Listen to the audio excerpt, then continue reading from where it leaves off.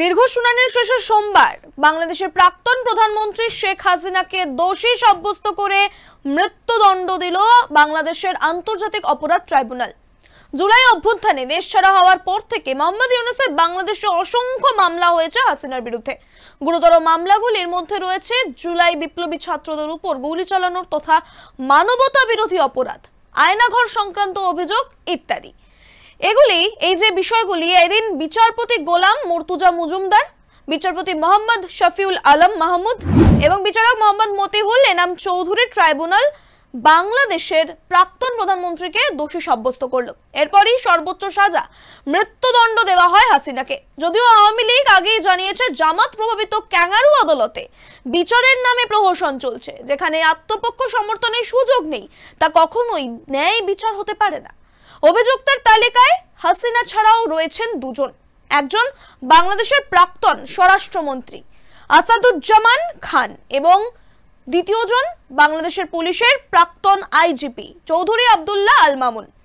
হাসিনা এবং আসাদুজ্জামান প্রথম থেকেই পলাতক রয়েছেন। সূত্রের খবর, হাসিনার মতো আসাদুজ্জামানও ভারতেই আশ্রয় নিয়েছেন।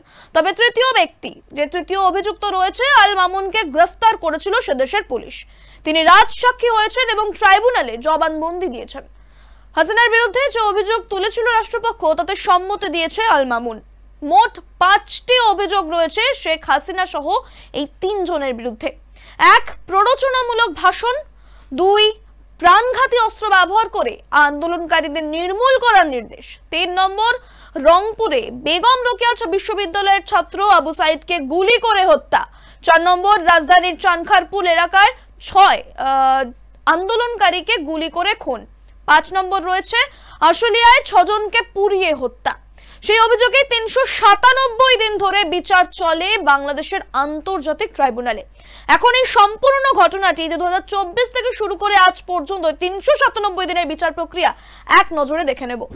2024 সালের 5ই আগস্ট শেখ হাসিনা সরকারের পতন হয় বাংলাদেশে। ফের আন্তর্জাতিক ট্রাইব্যুনাল পুনর্গঠিত হয় বাংলাদেশে। 17ই অক্টোবর আন্তর্জাতিক ট্রাইব্যুনালে মামলার কার্যক্রম শুরু হয়। শেখ হাসিনার বিরুদ্ধে প্রথম মামলা দায়ের করা হয়। তার বিরুদ্ধে গ্রেফতারি পরোয়ানা জারি করে ট্রাইব্যুনাল। 2025 সালের 16ই মার্চ হাসিনার পাশাপাশি মামুনকেও অভিযুক্ত করা হয়। 12ই মে বারবার সময় চাওয়ার পরেও মুখ্য প্রসিকিউটরের এই কার্যালয়ে তদন্ত রিপোর্ট জমা দেয় ট্রাইব্যুনালের তদন্ত সংস্থা। সেই রিপোর্টে প্রথমবার উল্লেখ করা হয় আসাদুজ্জামানের নাম। সেদিন থেকে ওই মামলায় 3 জনকে অভিযুক্ত করা হয়েছে। 1 জুন হাসিনা সহ 3 অভিযুক্তের বিরুদ্ধে চার্জশিট দাখিল করা হয় ট্রাইব্যুনালে।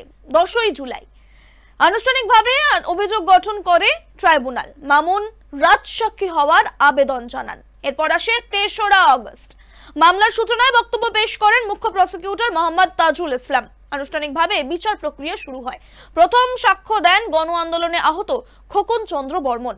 এরপর 8ই অক্টোবর আদালতে সাক্ষ্য গ্রহণ শেষ হয়। জাতীয় নাগরিক পার্টির আহ্বায়ক নাহিদ ইসলাম সহ 54 জন সাক্ষীর বয়ান নেওয়া হয়। 12ই অক্টোবর আদালতে শুরু হয় সওয়াল জবাব। 23শে অক্টোবর আদালতে শেষ হয় বাদী বিবাদী পক্ষের সওয়াল জবাব।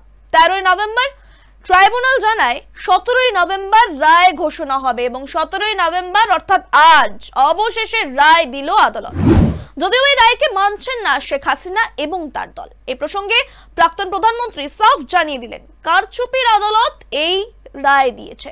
জনমত না থাকা এক সরকারের নেতৃত্বে এই ট্রাইব্যুনাল কাজ করেছে, তাই এই ট্রাইব্যুনালের কোনো এখতিয়ারই নেই। মৃত্যুদণ্ডের সাজা প্রসঙ্গে হাসিনা বলেন, মোহাম্মদ ইউনূসের নেতৃত্বাধীন বাংলাদেশের অন্তর্বর্তীকালীন সরকারের খুনি মানসিকতার প্রমাণ এই ফাঁসির সাজা। এ বিষয়ে আপনার কি মতামত অবশ্যই আমাদের কমেন্ট বক্সে জানাতে ভুলবেন না এবং যাবতীয় খবরের আপডেট পেতে অবশ্যই আমাদের চ্যানেলটিকে লাইক, শেয়ার এবং সাবস্ক্রাইব করতেও ভুলবেন না। দেখতে থাকুন আরোহী নিউজ বাংলা।